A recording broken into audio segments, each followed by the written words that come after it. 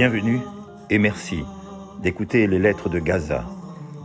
Les Lettres de Gaza, une émission de Radio Tiroir, la radio du Théâtre du Tiroir, pour donner la parole aux habitants de Gaza qui attendent un cessez-le-feu et la paix sous les bombes.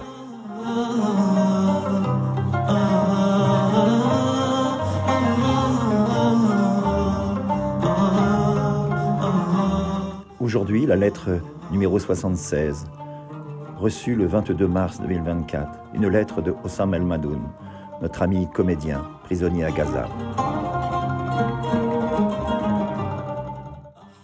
Hossam El Madoun est comédien à Gaza et responsable d'un projet pédagogique dans les écoles. Il écrit ce 22 mars. Pourquoi ? Pourquoi cela nous arrive à moi, à ma famille ? Tenez, écoutez. Voici une histoire de Gaza. J'ai 41 ans. Je suis né à Gaza, où j'ai vécu toute ma vie. Je me suis toujours occupé de mes propres affaires, me concentrant sur ma carrière. Je n'ai jamais participé à une quelconque activité politique, pas même à des discussions politiques ou à des bavardages. J'ai passé ma vie à dénoncer la violence. J'ai travaillé dur, jusqu'à ce que je construise ma propre maison.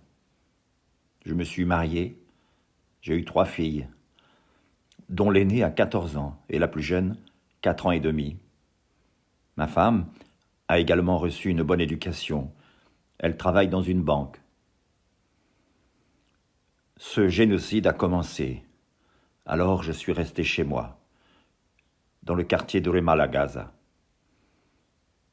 Je n'ai pas de famille dans la ville de Gaza, pas plus que ma femme. La nuit dernière, il y a eu des tirs nourris et des bombardements autour de ma maison. J'ai emmené ma femme et mes filles dans la cuisine, loin des fenêtres. Nous nous sommes allongés, des balles ont frappé les fenêtres et les murs. Mes enfants et ma femme criaient. J'ai essayé de les calmer. Je n'avais pas moins peur. J'avais aussi envie de crier, moi. Les tirs ont commencé à l'aube et se sont poursuivis jusqu'à 9h du matin le lendemain. Puis ils ont diminué d'intensité et soudain, on frappe à ma porte. Qui est là ? Qui est là ? Comment peut-on frapper à notre porte ? Bon, ne pas ouvrir, ce n'est pas un choix. Ouvrir, aussi, c'est un risque. Les coups ont continué et continué. Alors j'étais encore réticent. Finalement, je suis allé à la porte. J'ai demandé de l'intérieur. « Qui est là ?» Et une voix, larmoyante, a dit « Ouvrez, s'il vous plaît, ouvrez !» C'était un homme qui pleurait d'une voix brisée, la voix brisée d'un être humain brisé, une voix qui portait la douleur et l'agonie. J'ai demandé à nouveau « Qui est-ce ? Qui est là ?» Il m'a répondu « Ouvrez, s'il vous plaît. L'armée israélienne m'a envoyé vers vous. J'ai un message. » Alors j'ai paniqué. Si je n'ouvre pas, les Israéliens pourraient venir, et Dieu sait ce qu'ils feraient. C'est en tout cas un habitant de Gaza qui parle. Alors j'ai ouvert la porte. Il y avait cet homme d'environ 50 ans, presque nu, seulement en sous-vêtements, les mains menottées dans le dos, tremblant de peur et de froid. Il m'a dit « Vous et tous les hommes de plus de 16 ans, vous devez descendre, aller vers le char blindé à gauche de la rue, et toutes les femmes et tous les enfants de moins de 16 ans doivent descendre et aller à droite de la rue.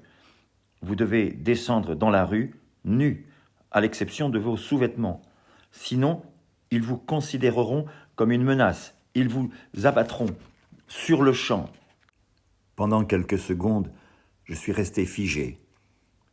Figé par le choc, figé par la peur, figé par 1 million de pensées et d'idées qui me traversaient l'esprit, mais que je n'arrivais pas à garder en tête. Devant moi, l'homme pleurait. « S'il vous plaît, accélérez, Ils ne m'ont donné que 5 minutes pour finir ma mission. Nous devons descendre ensemble, ensemble. Comme un robot, je suis entré. J'ai raconté à ma femme ce qui se passait et ce que nous devions faire. J'étais très neutre. Mes enfants pleuraient de peur, comme ils l'avaient déjà fait toute la nuit, et je ne pouvais rien faire pour les calmer. Je leur ai raconté calmement le message et je me suis dirigé vers la porte. Je me suis retourné vers ma famille en me demandant si ce serait le dernier regard, la dernière fois que je les verrais. Je ne sais pas ce qui m'arrive. Soudain, je ne ressens plus rien et je me dis « Va les serrer dans tes bras, va les embrasser ». Je m'entends dans ma tête, tandis que mon corps se dirige mécaniquement vers la porte et la quitte. Alors que j'étais hors de vue de ma femme et de mes enfants, j'ai enlevé mes vêtements. Je suis descendu avec l'homme nu et menotté. Nous sommes descendus sur le côté gauche, là où il y avait plusieurs chars et plusieurs véhicules blindés. Ah non, il n'y en avait pas qu'un seul. Il y en avait plusieurs. La rue était pleine de soldats armés. Il y avait beaucoup de décombres.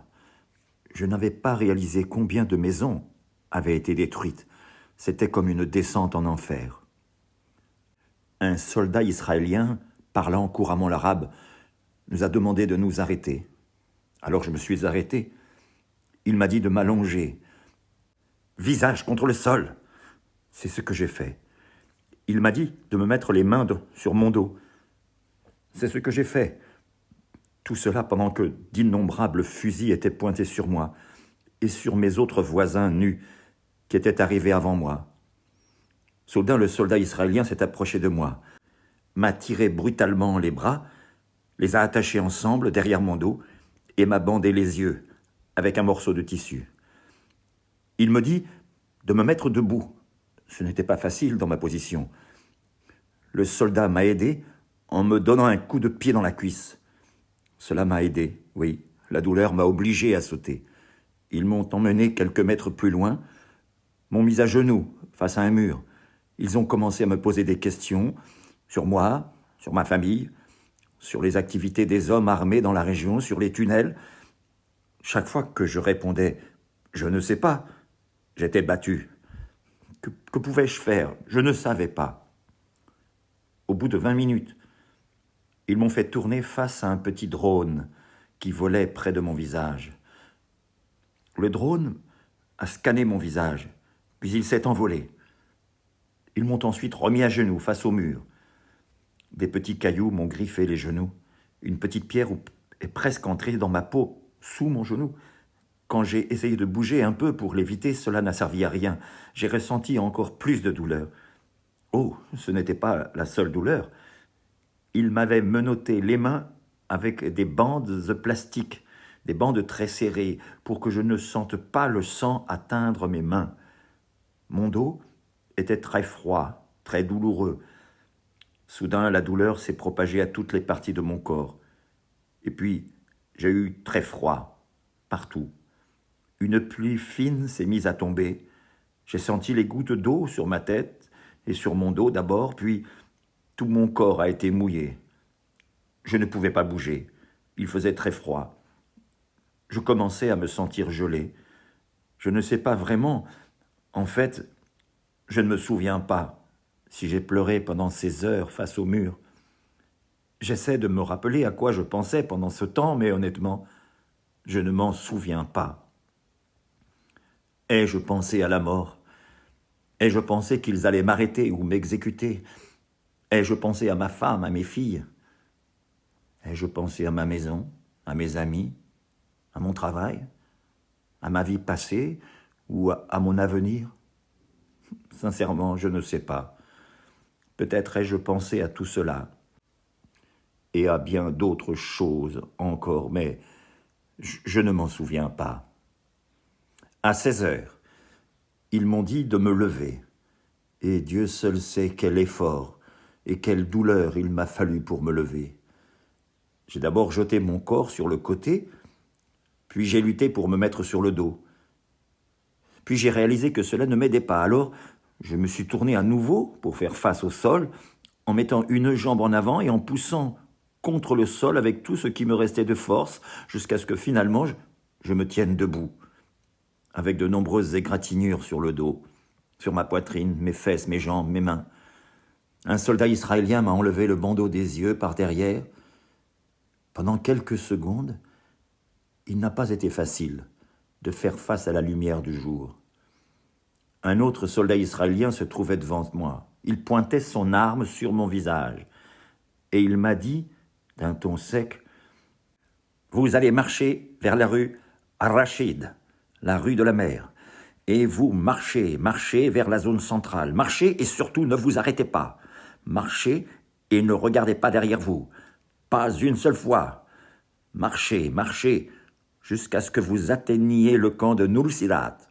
Allez, allez-y. » Il était évident qu'il n'y avait aucune possibilité de discuter, ou même de demander quoi que ce soit, ni sur ma famille, ni sur ma maison, ni sur mes vêtements, ni même sur les menottes en plastique qui m'enserraient les mains. Il y a 13 kilomètres entre ma maison et le camp de Nusayrat. J'ai commencé à marcher. Et j'ai marché, sans rien d'autre autour de moi que la destruction, les bâtiments bombardés, les maisons détruites, les routes déracinées, les fuites d'eau, les égouts partout, les chiens et les chats, et de temps en temps, les cadavres humains dans les rues, certains avec des chiens sur eux. Oui, j'ai marché, nu, dans le froid. La pluie a été forte pendant 15 minutes, puis elle est devenue légère, puis la pluie s'est arrêtée.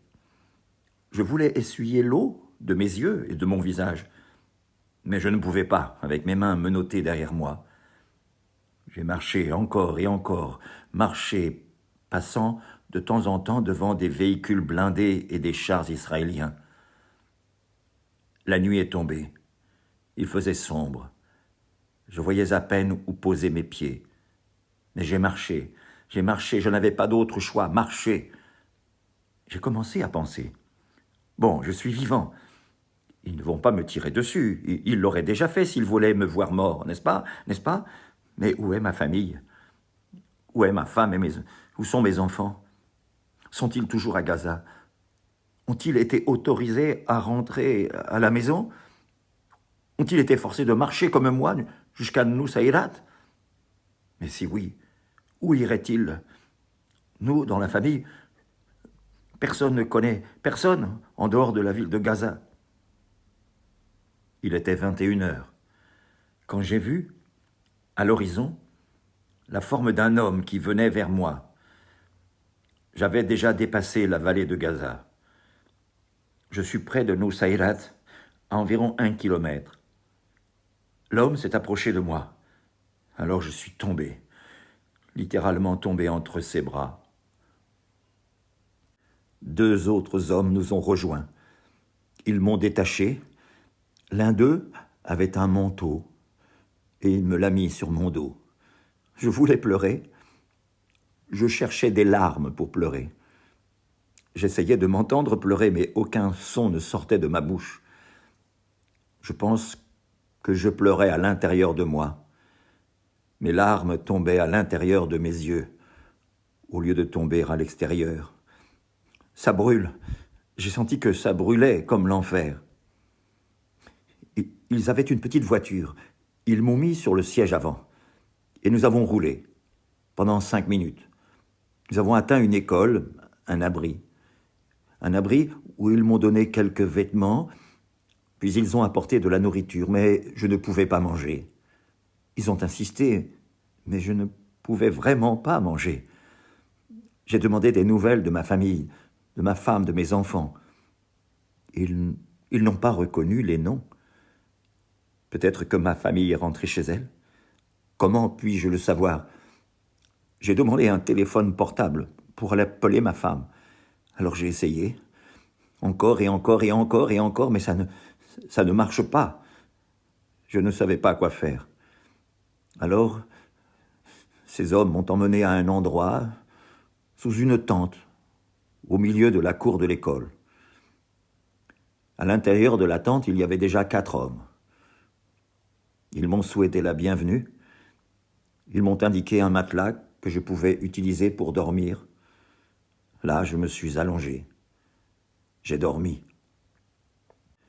J'en suis au 5e jour dans cette école, sous la tente. 5 jours à essayer de trouver ma famille, à essayer d'appeler. Je suis allé dans toutes les écoles de Nusayrat, de Dir el-Balla, de Sawaïda, de Sawarha, à la recherche de mes enfants, de ma femme. Je ne les trouve pas. Je suis allé au centre d'opération de l'UNRWA, le centre pour les réfugiés. Je me suis adressé à plusieurs ONG. J'ai appelé le Comité international de la Croix-Rouge, mais je ne trouve toujours pas ma famille. Je ne sais pas s'ils sont vivants ou s'ils sont morts. Demain, oui, j'irai à Rafah. J'irai à la recherche de ma famille parmi les 1 300 000 personnes qui s'y trouvent. S'il vous plaît, priez pour moi, afin que je les retrouve. Priez pour leur sécurité. S'il vous plaît.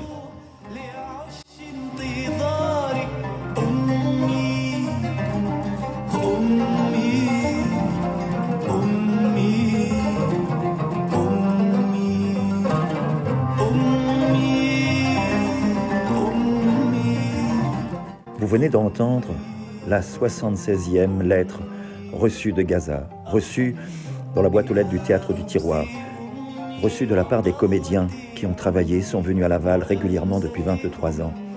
Hossam El Madoun publie chaque jour son carnet de bord.